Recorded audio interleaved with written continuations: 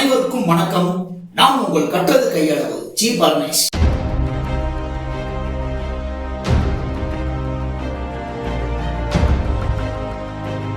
இன்னைக்கு cinema new அப்டேட்ல நம்ம எந்த படத்தை பத்தி பார்க்க போறோம்னா, சுப்ரீம் ஸ்டார் சரத்குமார் அவர்களும் சித்தார்த் அவர்களும் முதல் முறையாக இணைந்து நடித்து ஜூலை 4ஆம் தேதி அன்று வெளியான 3 BHK படத்தை பத்தி தான் இந்த காணொளியில நம்ம பார்க்க போறோம். ஜூலை 4ஆம் தேதி அன்று ரிலீஸ் ஆச்சு.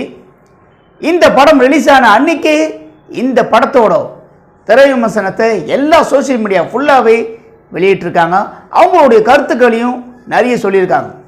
இந்த படத்தோட மையக்கரு பார்த்தீங்கன்னா, ஒரு மிடில் கிளாஸில் இருக்கிறவர் ஒரு BHK ஃப்ளாட் வாங்கணும் அப்படின்னு அவர் ஆசைப்படுறாரு.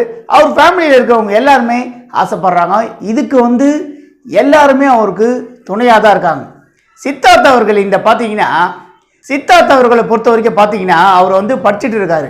ஆனால் பார்த்தீங்கன்னா ஒவ்வொரு தடவையும் ஃபெயில் ஆகிட்டே இருக்காரு. அதுக்கப்புறம் தான் அவர் பாஸ் ஆகி இந்த படத்தில் அவர் ஒரு இன்டர்வியூக்கு போவார். ஆனால் இன்டர்வியூக்கு போகும்போது பார்த்தீங்கன்னா, இவர் கூட படித்தவருக்கு வேலை கொடுத்துருவாங்க. இவர் கேட்குற கேள்விக்கு சரியான பதில் சொல்லலை அப்படிங்கிறதுக்காக அவருடைய ஃப்ரெண்டை தேர்ந்தெடுத்திருப்பாங்க. சித்தார்த் அவர்கள் இதுக்கு ஒன்றுமே சொல்ல மாட்டார். ஒரு நல்ல ஆளை தான் நீங்கள் உங்கள் கம்பெனிக்கு செலெக்ஷன் பண்ணியிருக்கீங்க அப்படின்னு சிரிச்சுக்கிட்டே அவர் சொல்லுவார். ஆனால் இந்த ஃப்ளாட்டு வாங்கிறதுக்காக இந்த ஃபேமிலியில் இருக்கிறவர் சரத்குமார் அவர்கள், தேவியானி அவர்களும் உடம்பு முடியாமல் கூட இந்த படத்தில் சரத்குமார் அவர்கள் அவருடைய ஹஸ்பண்ட் முறுக்கில் சுட்டு சேல்ஸ் பண்ணுற மாதிரி தான் இந்த படத்தோட கதையை வச்சுருப்பாங்க. இந்த படத்தோட கதை பார்த்திங்கன்னா, இந்த படத்தோட மையக்கரு இதுதான். ஒரு மிடில் கிளாஸில் இருக்கிற ஒரு ஃப்ளாட்டு வாங்கிறதுக்காக எந்த லெவலுக்கு கஷ்டப்படுறாங்க அப்படிங்கிறது தான் இந்த படத்தோட மையக்கரு. இந்த கனவு லட்சியத்துக்காக பார்த்தீங்கன்னா இவங்க எந்த லெவலுக்கு கஷ்டப்படுறாங்க, போராடுறாங்க அப்படிங்கிறது தான் இந்த படத்தோட மையக்கரு. ஆனால் இந்த படம் பார்த்தீங்கன்னா கொண்டு போன விதம், இந்த படத்துக்கு டைரக்ஷன் பார்த்தீங்கன்னா ஸ்ரீ கணேஷ் அவர்கள். இந்த படம் முழுவதுமே என்ன கேட்டிங்கன்னா ஸ்லோ மோஷனில் தான் கொண்டு போயிருக்காங்க. ஏன்னா இந்த படத்தை நானும் பார்த்தேன். உண்மையிலேயே இன்டர்வல் ரொம்ப லேட்டாக விடுற மாதிரி தான் இருக்குது. இந்த படத்தை பார்த்தீங்கன்னா எல்லா ஆடியன்ஸையும் ரசிக்க வைக்கிற அளவுக்கு தான் இந்த படத்தை இயக்குனர் ஸ்ரீ கணேஷ் அவர்கள் டைரக்ஷன் பண்ணியிருக்காரு. ஆனால் இந்த படம் பார்த்தீங்கன்னா லேக் இருக்குது. லேக் இல்லைன்னு நான் சொல்ல மாட்டேன். கண்டிப்பாக இந்த படம் லேகாக தான் இருக்குது. ஸ்லோ மோஷனில் தான் படம் முழுவதுமே கொண்டு போயிருக்காங்க. ஆனால் இந்த படத்தில் நடித்த நடிகர்கள் பார்த்தீங்கன்னா சரத்குமாரோட நடிப்பு இந்த படத்தில், ஒரு குடும்பத்தில் ஒரு அப்பா எப்படி இருப்பாரோ இந்த படத்தில் அவருடைய நடிப்பு ரொம்பவே பிரமாதமான முறையில் ஃப்ளாட்டு வாங்கியே ஆகணும் அப்படின்னு இந்த கதாபாத்திரத்தில் பார்த்தீங்கன்னா ரொம்ப ஒரு யதார்த்தமான முறையில் அவர் நடிக்க வச்சுருக்காரு. அதாவது ஒரு குடும்பத்தில் எப்படி இருப்பாங்களோ இந்த படத்தில் நடித்த நடிகர்கள் எல்லாரையுமே அப்படி தான் நடிக்க வச்சுருக்காங்க. அதாவது இந்த படத்தில் கேரக்டர்ஸ்லாம் பார்த்தீங்கன்னா ரொம்ப கம்மியான கதாபாத்திரம் தான்.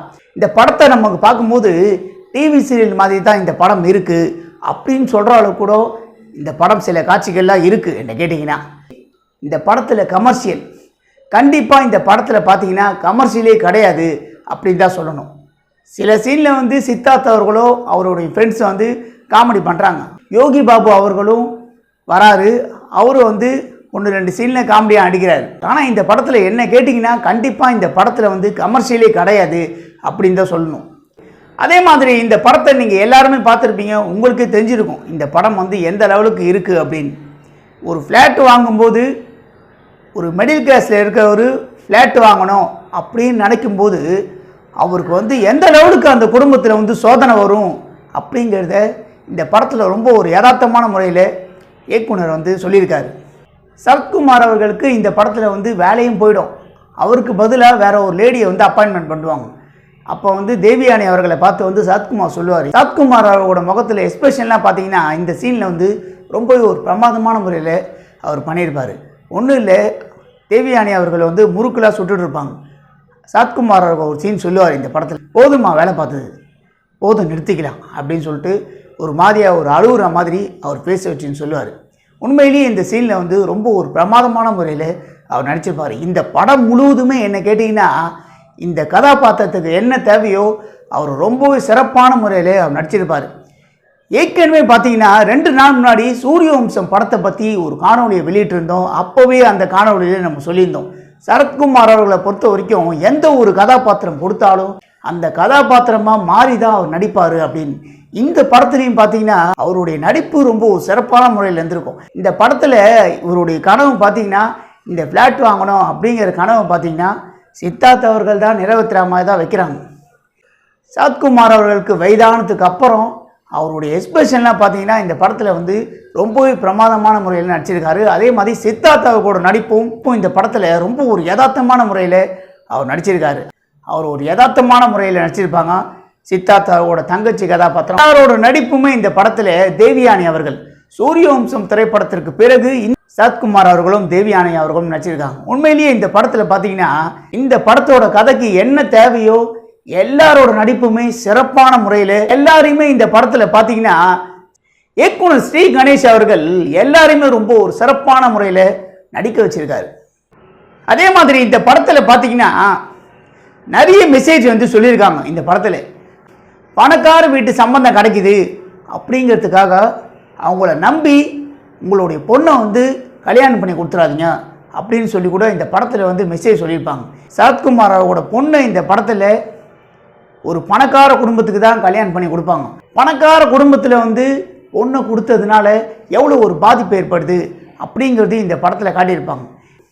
எந்த ஒரு வரதட்சணை வாங்காமல் பணக்கார குடும்பத்தில் வந்து கல்யாணம் பண்ணிக்கினாங்கன்னா அவங்கள ரொம்பவே உங்களை அடிமையாக நடத்துவாங்க அப்படிங்கிறதையும் இந்த படத்தில் வந்து அவங்க பொண்ணு வந்து சொல்லுவாங்க. அந்த சீன்லாம் இந்த படத்தில் ரொம்பவே வந்து ஒரு சென்டிமெண்ட்டான சீனாக தான் இந்த படத்தில் இருந்தது. சித்தார்த் அவர்களை பொறுத்த வரைக்கும் இந்த படத்தில் அவருடைய சொந்தக்கார் சரத்குமார் அவரோட சொந்தக்கார் மூலிமா இந்த படத்தில் ஒரு சம்பந்தம் அமைகிறாம தான் இந்த படத்தில் வச்சுருந்தாங்க. காலேஜில் வந்து இவர் கூட ஒரு படித்த பொண்ணை வந்து காலேஜில் இருக்கும்போதே இவங்க 2 பேரை வந்து லவ் பண்ணியிருப்பாங்க. சித்தார்த் அவர்களுக்கு வந்து பார்த்திங்கன்னா ஒரு பெரிய இடத்துல வந்து சம்மந்தம் பண்ணுவாங்க. அப்போ தான் வந்து காலேஜில் படித்த பொண்ணை வந்து இவர் மீட் பண்ணுற மாதிரி வச்சிருப்பாங்க. துணிக்கடையில் அவங்க வந்து ஒர்க் பண்ணிகிட்டு இருப்பாங்க. ஏன்னா அவங்களும் வந்து இந்த படத்தில் வந்து ஃபெயில் ஆகிற மாதிரி தான் காட்டுவாங்க. அதற்கு பிறகு இவங்க துணிக்கடையில் ஒர்க் பண்ணுறாங்க. சித்தார்த் அவர்கள் வந்து ஒரு தற்செயலாக அவர் மீட் பண்ணுறாரு. மீட் பண்ணும்போது பார்த்தீங்கன்னா இவங்க 2 பேரும் கல்யாணம் பண்ணுற மாதிரி தான் இந்த படத்தோட கதையை வச்சுருப்பாங்க. கல்யாணம் பண்ணதுக்கு அப்புறம் அதாவது சித்தார்த்தோட ஒய்ஃப் பார்த்தீங்கன்னா சரத்குமார் அவர்களை வந்து அப்பா தான் கூப்பிடுவாங்க. ரொம்ப ஒரு பாசமாக அவங்க கூட நடந்துப்பாங்க.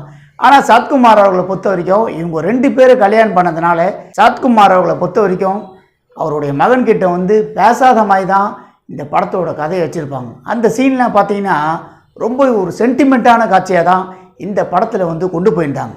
ஒரு படம் பார்த்தீங்கன்னா என்னதான் வந்து கமர்ஷியலே இல்லைன்னா கூட ஆடியன்ஸுக்கு பிடிச்சி போயிடுச்சுன்னா நெகட்டிவான விமர்சனங்களை உடச்சி எரிஞ்சு பெரிய வெற்றி அடைஞ்சி மிகப்பெரிய வசூல் சாதனை பண்ணும் அப்படிங்கிறதுக்கு இந்த பிஹெச்கே படமும் ஒரு சரியான உதாரணமாக இருக்குது.